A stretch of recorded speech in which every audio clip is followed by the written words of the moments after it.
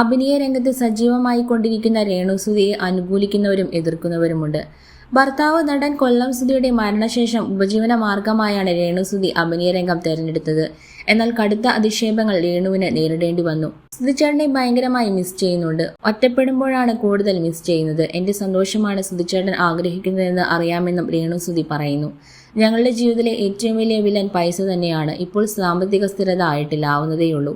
ഇപ്പോൾ ചെറിയ album, web സീരീസുകൾ എന്നിവ ചെയ്യുന്നു. എനിക്ക് ജോലി ആയിട്ടില്ല. സർക്കാർ ജോലി പറഞ്ഞിരുന്നു.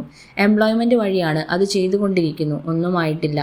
അങ്ങോട്ട് കയറി എന്നെ അഭിനയിപ്പിക്കുമോ എന്ന് ഞാൻ ചോദിച്ചിട്ടില്ല. ഇങ്ങോട്ട് വരുന്നത് ചെയ്യുന്നത്, വന്ന വർക്കുകളെല്ലാം ചെയ്തിട്ടുണ്ട്. അഭിനയം മെച്ചപ്പെടണമെന്ന അഭിപ്രായങ്ങൾ കാണാറുണ്ടെന്നും രേണുസുധി പറയുന്നു.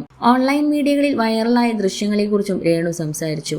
ആൽബം ഷൂട്ടിന്റെ സമയത്ത് 7-8ഓളം മീഡിയകളുണ്ട്. പ്രൊഡ്യൂസറും സംവിധായകനും പറഞ്ഞിട്ട് പ്രൊമോഷന്റെ ഭാഗമായി വന്നതാണ്. അത് ആൽബത്തിന് ഗുണം ചെയ്തെന്ന് രേണുസുധി പറയുന്നു. 8 ദിവസം കൊണ്ട് 1 മില്യൺ കഴിഞ്ഞു. ഞങ്ങളെ സംബന്ധിച്ച് അത് വലിയ വിജയം തന്നെയാണ്. 10 ലക്ഷം കാഴ്ചക്കാർ നിസ്സാരമല്ല. മീഡിയകൾ പല ആംഗിളിൽ നിന്ന് വീഡിയോകൾ എടുത്തു. അത് കണ്ട് പലരും വിമർശിച്ചു. ആൽബത്തിൽ അങ്ങനെയല്ല. കണ്ടവർ ഇക്കാര്യം പറഞ്ഞിട്ടുണ്ടെന്നും രേണുസുധി വ്യക്തമാക്കി. അമ്മച്ചി എന്ന കമന്റുകൾ കാര്യമാക്കുന്നില്ല. എനിക്ക് ഏതൊക്കെ വേഷങ്ങൾ ചേരുമെന്ന് എനിക്കറിയാം. എനിക്ക് 33 വയസ്സാണ്. ഞാൻ കൂട്ടിയിട്ടും കുറച്ചിട്ടുമില്ല. ഞാൻ ജനിച്ച വർഷം സുധിച്ചേട്ടൻ SSLC എഴുതുകയാണ്. 15 വയസ്സിന്റെ പ്രായവ്യത്യാസം ഞങ്ങൾ തമ്മിൽ ഉണ്ടായിരുന്നെന്നും രേണുസുധി പറയുന്നു. സോഷ്യൽ മീഡിയ ആക്രമണം തന്നെ മാനസികമായി ശക്തിയാക്കിയിട്ടുണ്ടെന്നും രേണുസുധി പറയുന്നുണ്ട്.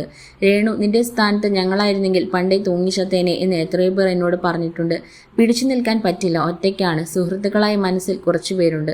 അവരുടെ മുന്നിൽ പൊട്ടിക്കരഞ്ഞ നിമിഷങ്ങളുണ്ട്. പക്ഷേ അതാരും അറിയില്ലെന്നും രേണുസുധി പറയുന്നു. നാളെ എന്താകുമെന്ന് അറിയില്ല. തീരുമാനങ്ങൾ ഓരോ മാനസികാവസ്ഥകളിലാണ് വരുന്നത്. പല മാനസികാവസ്ഥകളാണ് എൻ്റെ മനസ്സിലൂടെ കടന്നുപോയത്.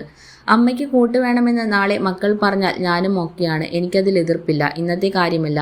കെട്ടുന്നില്ലെന്നാണല്ലോ അവൾ പറഞ്ഞതെന്ന് ആളുകൾ ഇപ്പോൾ പറയും. കെട്ടുന്നെന്നല്ല പറഞ്ഞത്, കൂട്ടെന്നേ പറഞ്ഞുള്ളൂ. എൻ്റെ മക്കളെ അംഗീകരിക്കുന്ന ആരാണെങ്കിലും എത്രനാൾ ഒറ്റയ്ക്ക് പോകാനാകുമെന്ന് എനിക്കറിയില്ലെന്നും രേണുസുധി പറയുന്നു. ഇപ്പോൾ കെട്ടാൻ പോകുന്നെന്നല്ല പറഞ്ഞത്. അങ്ങനെ തെറ്റിദ്ധരിക്കരുതെന്നും രേണുസുധി വ്യക്തമാക്കി.